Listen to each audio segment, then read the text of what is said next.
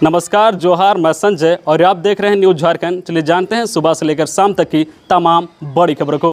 पहली बड़ी खबर की बात करें तो झारखंड कैबिनेट की बैठक आज के प्रस्ताव पर लग सकती है मुहर। कैबिनेट की बैठक आज मंगलवार शाम 4 बजे से हो रही है। इस बैठक में मेडिकल प्रोटेक्शन बिल समेत कई प्रस्ताव पारित किए जा सकते हैं। कोल्हार विश्वविद्यालय चाईबासा में जनजातीय भाषाओं के शिक्षकों के पद सृजित प्रस्ताव हुआ। मुखिया को 5 लाख की योजना लाभुक समिति के माध्यम से खर्च करने का अधिकार देने संबंधित प्रस्ताव पारित किए जाने की संभावना है। राजस्व भूमि सुधार विभाग से जमीन से जुड़े भी कई प्रस्ताव पारित किए जा सकते हैं। साथ ही सड़क पुल निर्माण की भी कुछ योजनाओं का भी प्रस्ताव है जिस पर मुहर लग सकती है। अगली बड़ी खबर की बात करें तो प्रधानमंत्री के खिलाफ आपत्तिजनक पोस्ट और मांझी में केस दर्ज। प्रधानमंत्री नरेंद्र मोदी का आपत्तिजनक वीडियो वायरल करने के मामले में और मांझी थाने में मामला दर्ज कराया गया है। मीडिया प्रोफेशनल नामक व्हाट्सएप ग्रुप में प्रधानमंत्री का आपत्तिजनक वीडियो वायरल किया गया है। इस मामले में दिलीप मेहता नामक व्यक्ति ने और मांझी थाने में शिकायत की है। श्री मेहता की शिकायत पर पुलिस ने आगे की कार्रवाई शुरू कर दी है। इधर भाजपा महामंत्री आदित्य साहू ने कहा है कि प्रधानमंत्री के खिलाफ आपत्तिजनक वीडियो वायरल करना आपराधिक कृत्य है। यह मीडिया प्रोफेशनल नामक एक ग्रुप में चला गया है। श्री साहू ने प्रशासन से व्हाट्सएप ग्रुप के एडमिन और वीडियो डालने वाले शख्स के खिलाफ कार्रवाई करने की मांग की है। कहा कि जल्द कार्रवाई नहीं हुई तो भाजपा आंदोलन करने को बाध्य होगी। वहीं पुलिस मामले की जांच में जुटी है। अगली बड़ी खबर की बात करें तो 20 ट्रेनों के रांची से जल्द शुरू होने की संभावना। कोरोना संक्रमण के कारण पिछले 1 वर्ष से अधिक समय से बंद 20 ट्रेन जल्द चलेगी। इस संबंध में रेलवे के अधिकारी ने बताया है कि दूसरी लहर के दौरान रांची रेल मंडल से खुलने वाली ट्रेनों की संख्या करीब 33 थी, लेकिन अब धीरे धीरे स्थिति सामान्य होने पर ट्रेनों की संख्या 40 हो गई है। रांची रेल मंडल अंतर्गत कुल 66 जोड़ी ट्रेन चलाती है। कोरोना की धीमी लहर को देखते हुए रांची रेल डिवीजन ने ट्रेनों की सूची मुख्यालय को भेजी है।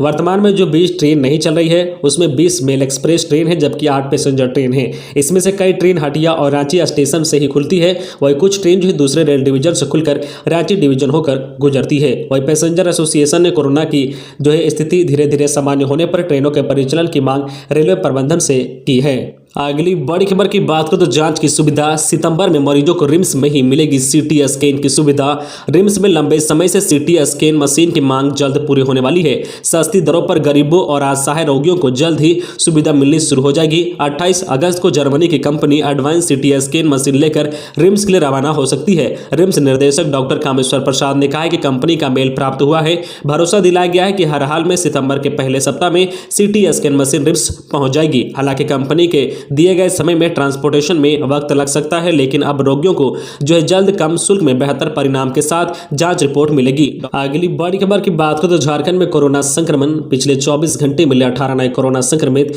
12 रांची के। राज्य में पिछले 24 घंटे में 18 कोरोना वायरस के मरीज मिले हैं। इसमें से 12 रांची के हैं। पिछले 24 घंटे में राज्य के कुल 52,256 सैंपल की जांच हुई है। इसमें 18 संक्रमित मिले हैं। 30 मरीज ठीक होकर अपने घर चले गए हैं। पिछले 24 घंटे में एक भी मौत कोरोना वायरस से नहीं हुई है। अब तक राज्य में कुल 3,47,748 संक्रमित मिल चुके हैं। नए संक्रमितों की बात करूं तो पिछले 24 घंटे में धनबाद, पश्चिमी सिंहभूम, लातेहार और सरायकेला में एक संक्रमित मिले हैं। वहीं रामगढ़ में 2 और रांची में 12 नए कोरोना संक्रमितों की पहचान की गई है।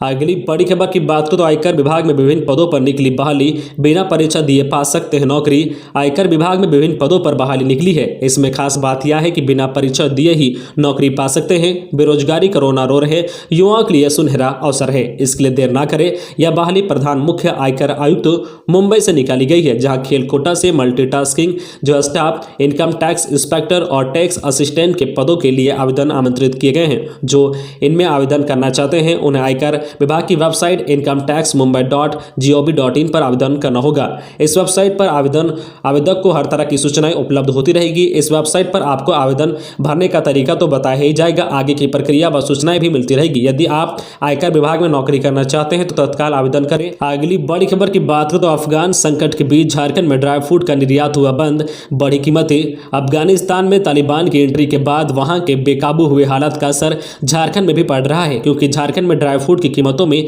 भारी उछाल आया है। 15 अगस्त के बाद से ही ड्राई फ्रूट की कीमतों में 100 रुपए से लेकर 750 रुपए तक की बढ़ोतरी हो गई है। ड्राई फ्रूट का कारोबार करने वाले व्यापारियों का मानना है कि अगर हालत नियंत्रण में नहीं आया तो आने वाले समय में ड्राई फ्रूट की कीमतों में बेहताशा वृद्धि संभव है। गौरतलब है कि तालिबान ने आते ही भारत के साथ किसी भी प्रकार के आयात निर्यात पर रोक लगा दी है। इस तालिबानी फरमान का सबसे ज्यादा असर ड्राई फ्रूट के इम्पोर्ट पर पड़ रहा है। निर्यात नहीं होने के कारण इसका व्यापार प्रभावित हो रहा है। इसके कारण रांची के बाजारों में ड्राई फ्रूट के दाम बढ़ गए हैं। गौरतलब है कि भारत के साथ अफगानिस्तान के रिश्ते काफी अच्छे थे, स्थिति सामान्य थी, पर जैसे जो है तालिबान आया, भारत अफगानिस्तान के रिश्ते पर भी जो असर पड़ने लगा है। अगली बड़ी खबर की बात करें तो नो हेलमेट नो पेट्रोल, बिना हेलमेट पेट्रोल नहीं देने पर उलझ रहे हैं वाहन चालक।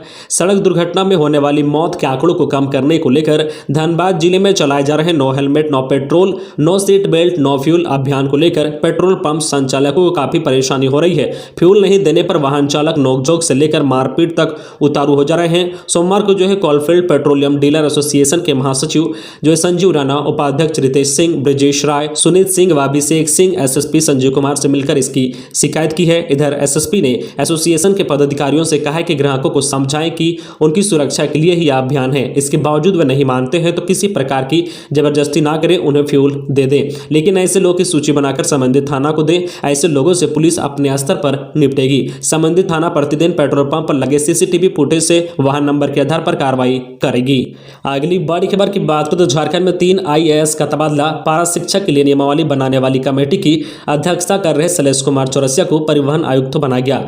झारखंड सरकार के कार्मिक विभाग की तरफ से सोमवार देर शाम 3 IAS का स्थानांतरण पदस्थापन किया गया है। उद्योग विभाग की जो है सचिव पूजा सिंघल को अपने कार्य के साथ झारखंड राज्य खनिज विकास निगम लिमिटेड के प्रबंध निर्देशक का अतिरिक्त प्रभार दिया गया है। वही झारखंड शिक्षा परियोजना परिषद के राज्य परियोजना निर्देशक डॉक्टर शैलेश कुमार चौरसिया को स्थानांतरित करते हुए उन्हें परिवहन आयुक्त के पद पर पदस्थापित किया गया है। उनकी जगह परिवहन आयुक्त किरण कुमार पासी को परियोजना निर्देशक और जो प्राथमिक शिक्षक निर्देशक की जिम्मेदारी दी गई है। शैलेश कुमार चौरसिया का तबादला ऐसे समय में किया गया है जब वे कई अहम कार्यों को जो है मुकम्मल देने में जुटे थे। इसमें सबसे जरूरी पारा शिक्षकों की नियमावली तैयार करना शामिल है। वर्षों से पारा शिक्षकों की यह मांग जो है लगभग आखिरी चरण में है। अगली बड़ी खबर की बात करें तो स्कूल फीस मामले में झारखंड हाईकोर्ट में 6 सितंबर को होगी सुनवाई।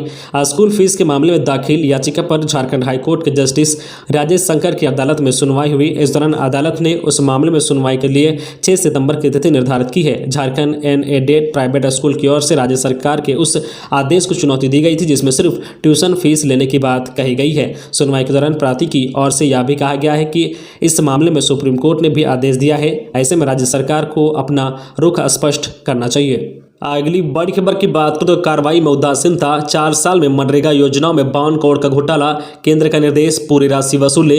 झारखंड समेत पूरे देश में मनरेगा में वित्तीय गड़बड़ी को लेकर केंद्रीय ग्रामीण विकास सचिव ने गंभीरता से लेते हुए वसूली का आदेश दिया है। झारखंड में मनरेगा में 52 करोड़ की वित्तीय हेराफेरी किए जाने की सूचना है। झारखंड मनरेगा की सोशल ऑडिट की रिपोर्ट में यह बात सामने आई है। पिछले कुछ सालों में मनरेगा योजनाओं में बड़े पैमाने पर वित्तीय हेराफेरी की गई है। इस रिपोर्ट की जानकारी केंद्र को भी है। ऐसे में राज्य में की गई वित्तीय गड़बड़ी पर अब तक क्या कार्रवाई हुई है, इस पर रिपोर्ट उपलब्ध कराने का निर्देश दिया गया है। इतना ही नहीं, जितनी राशि की वित्तीय गड़बड़ी की बात सामने आई है उतनी वसूली करने को कहा गया है। इस संबंध में दोषियों के खिलाफ सख्त कार्रवाई का भी निर्देश दिया गया है। अगली बड़ी खबर की बात करें तो अगले 70 दिन के सब्र और सतर्कता से भागेगा कोरोना की संभावित तीसरी लहर के मद्देनजर स्वास्थ्य विभाग ने 100 दिन को अहम मानकर चिकित्सा सेवा की तैयारी की है। अहम 100 दिन में से 30 दिन गुजर गए हैं। ऐसे में 70 दिन तक इसी सावधानी और सतर्कता के साथ संभावित लहर से खुद को बचाया जा सकता है। राज्य में कोरोना संक्रमण की वर्तमान स्थिति से भी राहत का अंदाजा लगाया जा सकता है क्योंकि एक्टिव केस की संख्या 177 है। वही राज्य में नए संक्रमित भी कम मिल रहे हैं। विशेषज्ञों का कहना है कि पहला डोज लेने के बाद 70 और दोनों डोज लेने के बाद 85 से 90% संक्रमण की जो है संभावना घट जाती है। कोविशील्ड जो है फाइजर और बाइकोन का टीका लेने के बाद वैज्ञानिकों द्वारा किए गए शोध में इसकी पुष्टि हुई है।